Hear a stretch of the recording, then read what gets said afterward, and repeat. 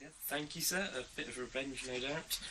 Right, now I think here, I'll do the same as you. I'll activate my cruisers. Once again, I've got to go the 2 inches. I'm just going to wheel them around. Get them side on. And I'm just going to fire away. I think I'm going to try. You fired at my battleship. I think I'll fire at your battleship with my turrets on the front 2, and the third one in line can fire at a different target because this is Dystopian Wars. So it's going to pull between your frigates and it's going to fire at a cruiser. Curses! I'm just going to, because I can pre-measure at any time, check the range band that I'm getting pummeled at here. I reckon that's probably 4, isn't it? That's 3. That's range band 3. Ooh, I'll give you range band 3 on that as well. Thank you. Yeah, we must say that the range bands are 8 inches each range band, so 8 inches, then 16, and so on. 24, and then 32. 32 being the maximum range band. 4 range bands only used in the gaming system, but yeah, it's more than ample given the scales that you're playing at. Marvellous. Right, now the turrets on a British cruiser, unfortunately not as big and bad as the Yankee ones. It's 2 dice at range band 3. I'm going to link it and get 3 dice. 3 dice at a battleship. Oh! Right. I've got a 6, so that's my 2 hits. I do get to roll again, so another 6 would be excellent. Not quite. That's 3 hits. Grand total of 3 hits. Now, my damage rating is 7, so I thumb my nose at you, sir. Right, so not quite. Right. In that case, I'll get the other turret from my 3rd cruiser at you, which is range band 2. Which is a bit better there. Alright, just a time. That's 5 dice. This could hurt. So we'll see if that does any better for me. Ooh. No, that's 2 hits. I think I've got away with that one. Damage rating on the cruiser being 5. Those almighty great 32-inch shells that have just come sailing over the top just go clang. Ha! Alright. Now, in that case, the British cruisers, as with just about every British ship, do have side-firing torpedoes. So I'm going to fire torpedoes from the last cruiser at your cruiser again. Now, a bit better, it's 6 dice at range band 2. Let's see if this kicks in now. Ooh. Right, and this is the exploding dice mechanic at work, I think. It's the best we can say there. That's 2 6s, that's 4 hits, plus another 3 normal hits. It's a grand total of 7. 7 hits. And you've got 2 more dice to roll. Oh, and 2 more dice, thank you, Steve. 2 6s. The 7 goes to 8 hits. 8 hits, not bad on 6 dice. 8 hits on 6 dice. Ouch, that's going to hurt. And indeed, with 8 hits, you have not only beaten my damage rating, you've beaten my critical rating. I have taken a critical hit, sir. Excellent. Right, the one thing about torpedoes, though, is unfortunately the enemy gets countermeasures to try and thwart the shots. Now, the countermeasures are on the stat card. How many countermeasures do you have? I, sir, have a CC rating of 3, meaning my concussion charges give me 3 dice to try and negate any of those damage points done to me. So what are we on? We've got 8 points of damage done. Yep. This is going to be a toughie. Again, I'm hitting on 4s because it's just like firing normally to hit. That's right, isn't it? It's hitting on 5s, actually. Concussion charges are a little bit harder. Tried to get away with that one, failed. Hitting on 5s, and I have successfully done not a thing to stop those torpedoes coming in. So, I'm taking a critical damage hit. Yeah. Would you like to roll your 2d6? Indeed. Critical damage is a bit different in that you roll 2 dice and you consult a chart, and it can result in anything from a magazine explosion to all the crewmen getting irradiated. So let's see what happens here. Oh no! I mentioned the magazine explosion, and the dice obviously heard. Unfortunately, that cruiser explodes. It would normally need 4 damage points before it sinks, but this time the critical hit is done for it. I can indeed confirm that Tom has rolled snake eyes on his dice, which as a consequence my cruiser has just evaporated into a puff of smoke. 1 dead cruiser. Excellent. Right, so good work from my guys there. It does mean, because these Steve has lost a ship from a squadron. He now needs to do a break check. Now, do I do that break check, Tom, before you've concluded the rest of your firing? I think I'm going to end it on a high note. I'm going to end it there, to be honest. Not wishing to push his luck there, Tom has actually decided that having wiped out one of my cruisers with a single round of fire, he's content to let me suffer and wallow in my own indignation. So I'm going to roll 3d6. Now, I need to score 2 hits on this, but I'm on a minus, aren't I? Because my ship just went supernova. Yeah, basically, normally you just roll the dice and you get like a hit as if you're shooting. Unfortunately, in magazine explosion, you need a natural roll of a 6 to kind of stay unbroken. So, here goes. Oh, he's only gone and done it. Luckily, yep. It seems that was obviously the unloved cruiser. The other 2 are fine. So a roll of a 6 means I've passed my break check, so essentially I'm not broken. What it does mean is that in the next turn of activation, when I decide to activate those in turn 2, I will be able to do so with linked fire, and I can launch assaults if I want to. Had I been broken, each cruiser would have had to have fired independently at a different target, and I would have been unable to launch assaults against any of my enemy's ships. Not very likely in the current situation, because I'm several nautical miles away in terms of ground scale, so I probably wouldn't have launched an assault, but nonetheless it's nice to know I can link fire next turn.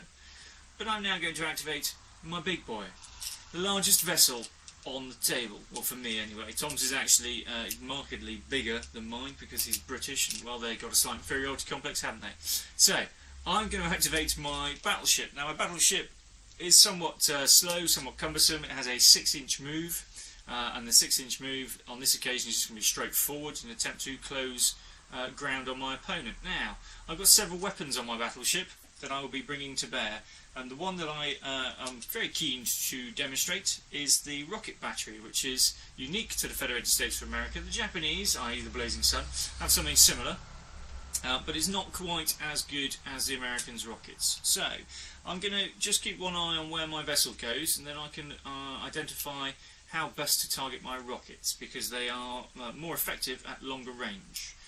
Having said that, I do want to close so that my primary turrets, front and rear, can get the best opportunity to open up on Tom's vessels. So I think what I'm probably going to end up doing is turning my battleship so that I can bring that rear turret to bear on its 270-degree fire arc. Now again, I'm using a large turning template, and it's got these wonderful 1-inch marks already identified for me. So in turning I go 1, 2, which is my minimum. I'm going to go 3 to there, and I'm going to throw caution to the wind because I'm American, so at the end of my turn I can call all stop. I'm going to go blazing forward 3 inches to conclude my movement at that point. On this occasion I might be looking at that iceberg very warily and thinking, I'm going to collide with that, which could do damage to me. However, being an American, the Federated States of, I can call all stop at the end of my movement turn, which I'm going to do, which will give me the opportunity to go dead in the water, and at the start of my next turn I can make a 90-degree turn with my vessel. Yeah, that's one of the advantages of the Americans. Everyone can call all stop and thusly sit still in their next turn. It's only really the Americans that can then spin 90 degrees once they've done that. The advantages of paddle wheels, I suppose. Indeed. Line of sight there over the top of my own vessel? Line of sight wise, your own vessels do block line of sight unless they're 2 sizes smaller than you. So the battleship, the large battleship, can't see over the medium cruisers, it can see over the small frigates. So on this occasion I'm going to have to say I probably haven't got line of sight with my rocket battery at the weaker frigates, which is what I would like to have targeted. However, it's an ingenious bit of kit. It's got 360-degree fire arc, so what I'm going to do is I'm going to measure up to attack one of Tom's cruisers with my rocket battery. Now at 20 inches that takes me to range band 3, which gives me the grand total of 6 dice with my rocket battery. It would have given me 7 at range band 4, but I'm quite happy with 6. To be perfectly honest, I think that might be sufficient to do a bit of damage. So I'm going to pour some fire down on that middle cruiser, and I'm hoping for 6s. And there you go. And he's got them. I should say at this juncture, Triple Helix dice, you've got to get them while they're hot, because they do invariably roll slightly higher than 4s on average. So I'm going to double up my 6s. I've got 3, giving me 6 hits. I've also got an additional 2 hits, giving me a total of 8, and I've got 3 dice to re-roll. Again, I'm hitting on 4s.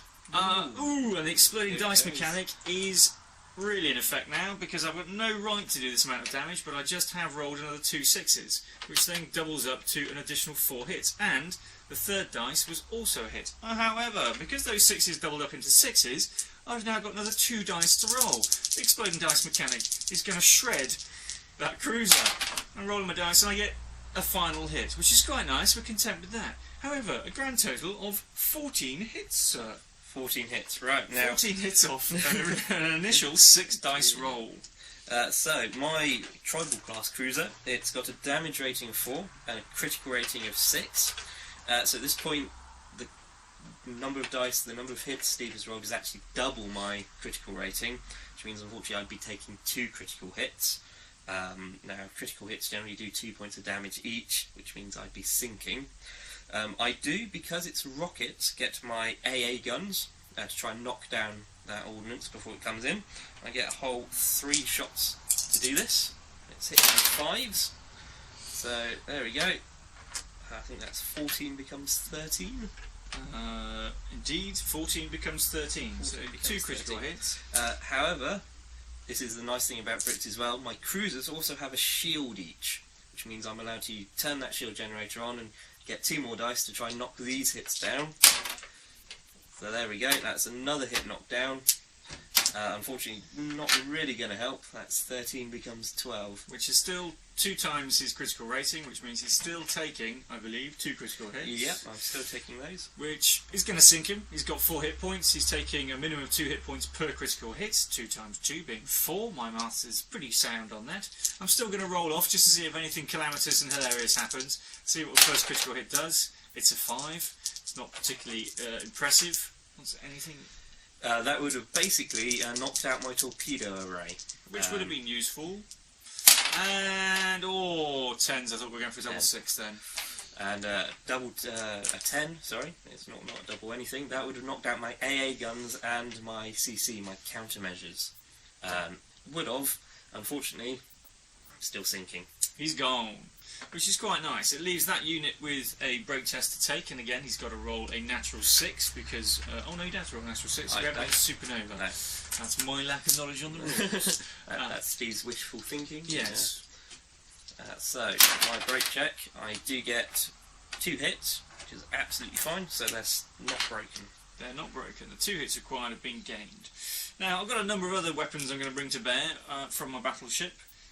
Having had a bit of success against the cruisers, I don't know whether to continue with the severe beating of that cruiser squadron or not. So what I think I'm going to do is I'm going to measure up, because I can pre-measure and I'm not committed in terms of targeting. So I'm going to measure up to see where we are in terms of the battleship. We're at range band 3 for both of the primary turrets, front, sorry, I should say fore and aft, and I've got probably the same. We're on 3 for those guys over there, so yeah, same again, measuring from the turrets, drawing line of sight over my smaller vessels, which means I can actually fire over the top of them because they are 2 sizes smaller.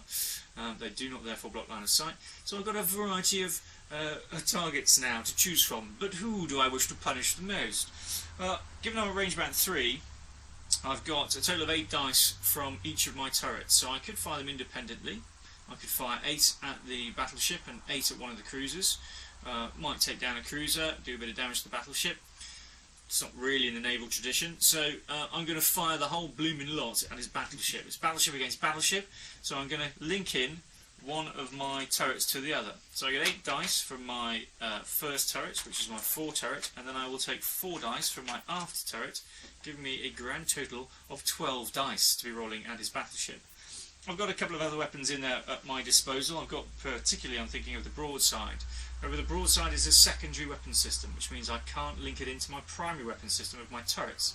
So we'll take the turrets first, and then if I get the opportunity to afterwards, I might fire off some of these, some of the broadsides at that other cruiser maybe, and see what else we can do to that. But first, let's see what damage we can do to Tom's battleship.